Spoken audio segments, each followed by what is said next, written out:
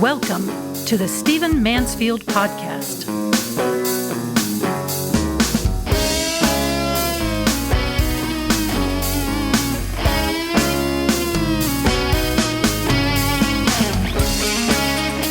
Well, welcome to the Stephen Mansfield Podcast. Great to have you with me, where we look at our times through the lens of faith and character and history and leadership.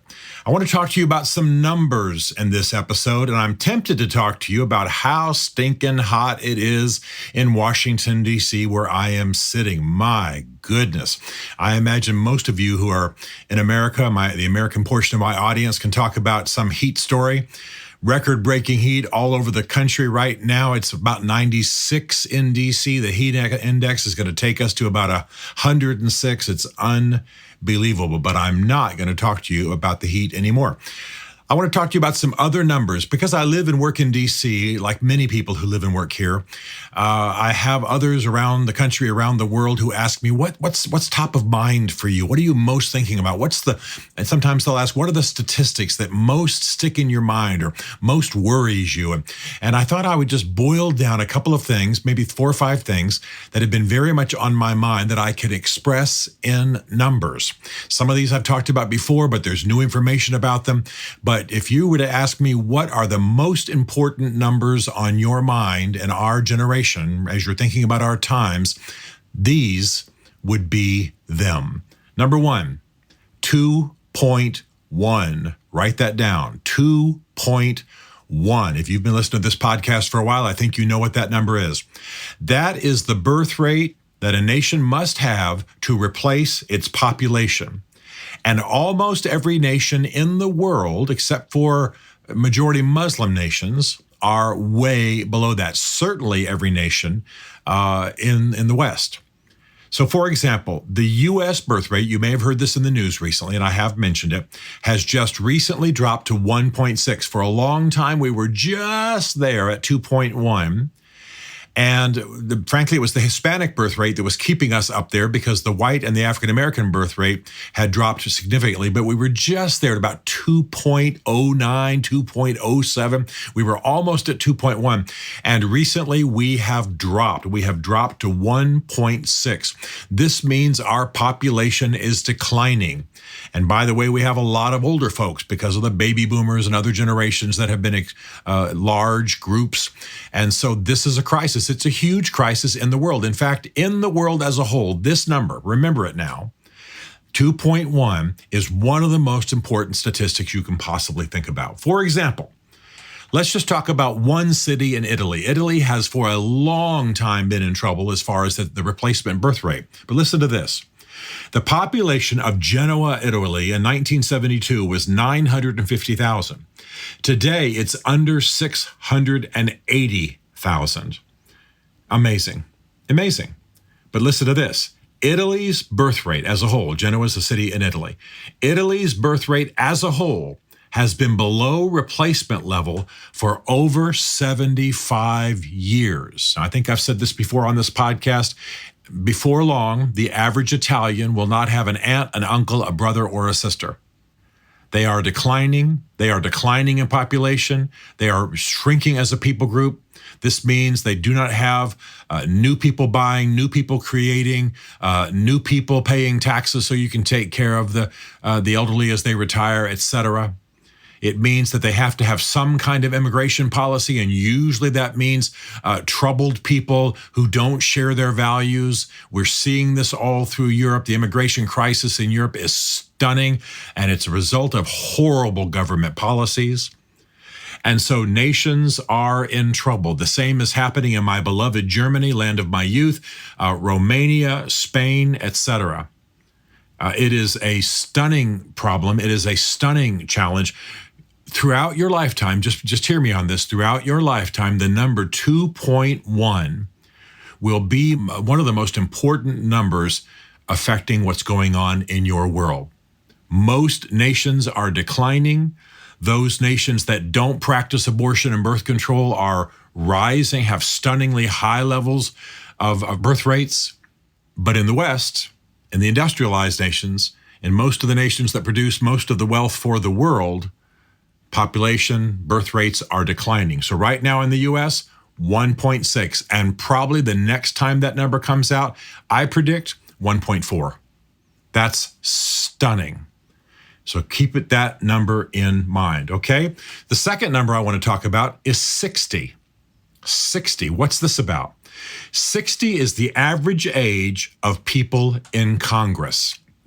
I'm not just going to talk about age in this episode, but I want you to keep in mind that 60 is the average age of people in Congress. So frankly, we shouldn't be that surprised that we have older presidents, but I will tell you, I think this is a crisis.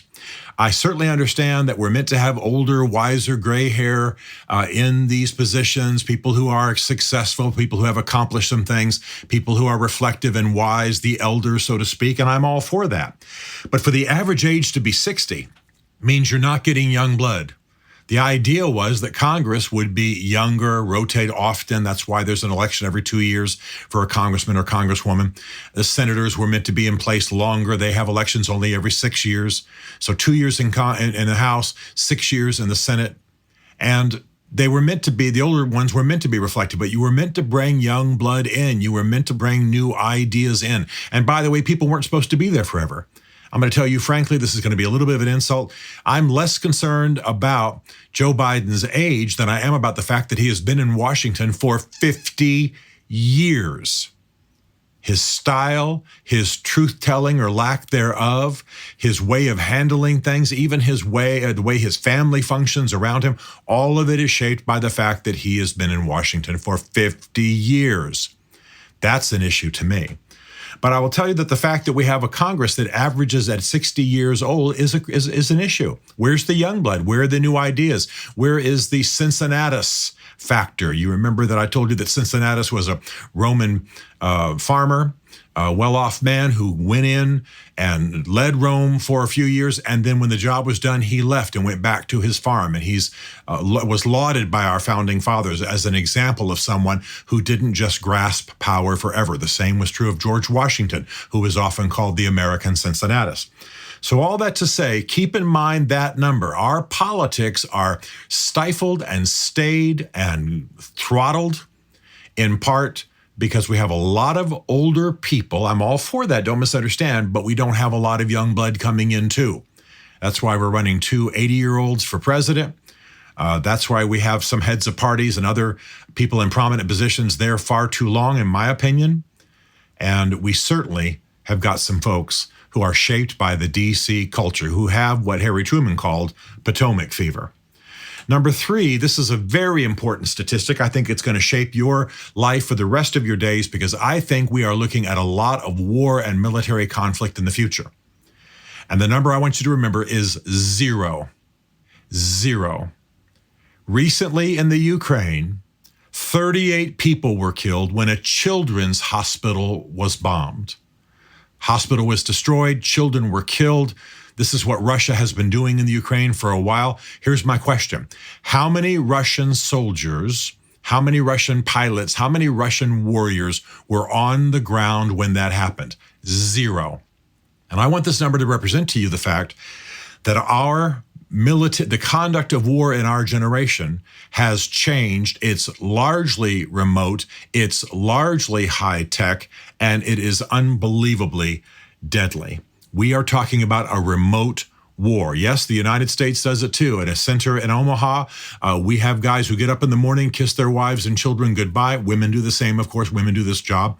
They go to little mini cockpits there on the military base, and they actually fly drones on the other side of the world and engage in combat, kill bad guys, check out at the end of the day, and go home and have a cocktail with their wife.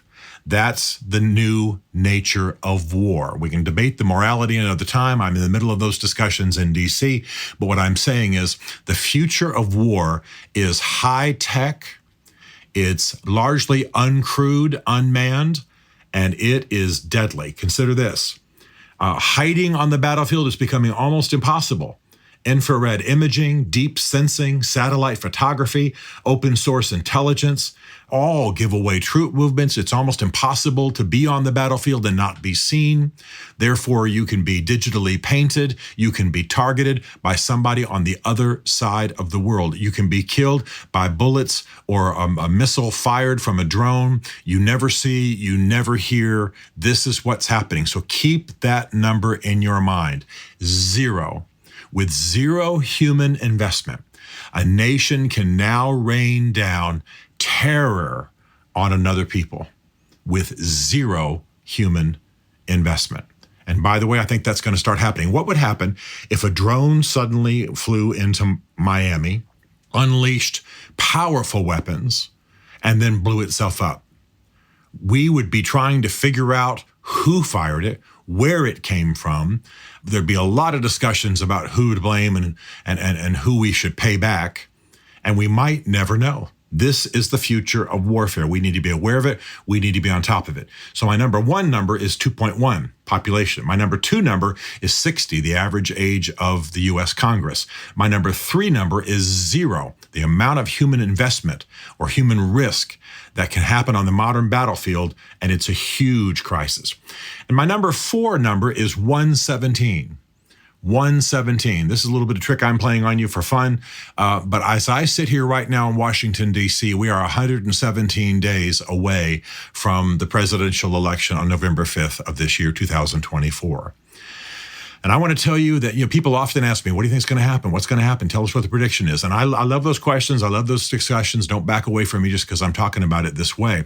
But I want to tell you that anybody who's lived in D.C. for a while, anybody who's worked in politics, advised leaders, run for office, been active here, been in one of the many departments in our city, et cetera, worked around the world in the capitals of the world or the governments of the world, what they know is that a day can be a year in terms of impact. Events turn so quickly. They pivot so rapidly. For example, who would have known that Joe Biden would get into that debate, what was it, a week or two ago now, and would flub it so badly that his own party, majority of them, and certainly the leaders, and behind the scenes, by the way, far more people in the Democratic Party are calling for him to step down that are saying so publicly.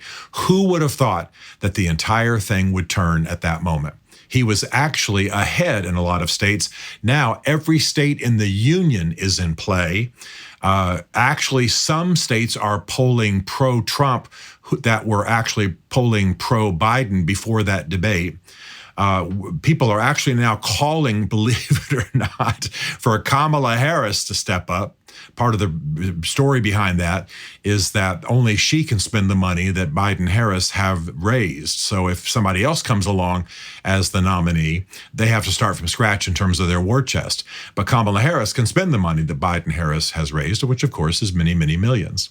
So we are in a whole new world, and it turned on a dime. It turned in 90 minutes. Nobody expected it. And by the way, nobody expected that the Biden family, the White House, and the Democratic Party would handle that situation so badly. So badly. I mean, you actually had his press secretary saying that he doesn't do well after 9 o'clock. Biden himself, in an interview, said he almost fell asleep during the debate with Trump. This is the archetype. This is exactly what you don't say. Who would have known? And I will tell you that this is the way politics is, especially in our high media age. All it takes is a fall. All it takes is a gaffe. In one election, all it took was a growl. All it takes is the use of an insulting racial epithet. All it takes is things can turn in a second, except for Donald Trump, apparently, who can say and do anything. But I'm telling you, in politics, things turn instantly. So we still now have a Democratic convention in which Joe Biden could be voted removed as the nominee. That they can absolutely do it. People can die, people can flub, people can blow it, people can say stupid things. 117 days is a century in political years. We talk about dog years. 117 days is a century in political time. So I want you to realize lots of things can change. Lots of things can change. Like they have right now, right this second as I speak. We are in a whole new world than we were just 2 weeks ago, and it all changed in 90 minutes. Well, there's a lot more of that coming, so stand by. And then finally, a positive thing, a statistic I really love, and the statistic is 25 to 30%. 25 to 30%. What could that possibly be? The LA Times reports that researchers have just followed 50,000 female nurses in the U.S. And they found that those who expressed the strongest feelings of gratitude had 25 to 30% lower risk of premature death. Scientists are concluding that a fundamental attitude of gratitude for what you have, who you are, what your life is about, can actually reduce your chances of premature death as much as 30%. Think about that.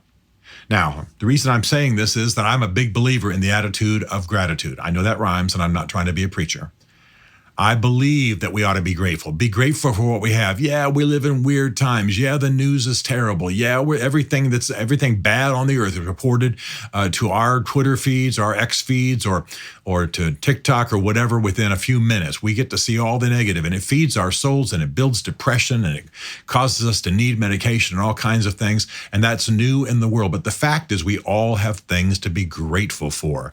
We all have things we ought to be expressing gratitude. And if you emphasize that rather than the negative, not in some little fake, imagination kind of way, just denying reality, but be grateful for what you can be grateful for, it can mean as much as a 30% less chance of premature death, which is a broad way of saying it can actually affect your health dramatically.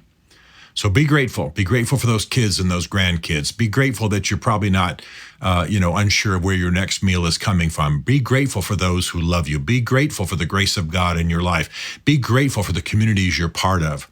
Be grateful for the fact that most of you listening to this don't have to fear that the police are going to kick in the door and carry you away. Most of you aren't worried, not really, about where the income's going to be coming for the rest of your life. Most of you are not terrified of a rival group right at the edge of your property or your town about to wipe you out. Just be grateful for what you can be grateful for. Be grateful you were born where you were born. Be grateful you are who you are. Be grateful you have the skills that you have, because it can mean as much of a 30% reduction in premature death rate.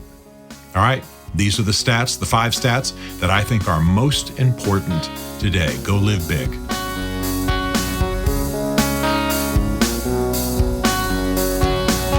Stephen Mansfield is a New York Times bestselling author, a popular global speaker, and senior fellow for public leadership at Palm Beach Atlantic University. His groundbreaking books on faith and society include The Faith of George W. Bush, The Search for God in Guinness, Mansfield's Book of Manly Men, and Lincoln's Battle with God. Learn more at stephenmansfield.tv.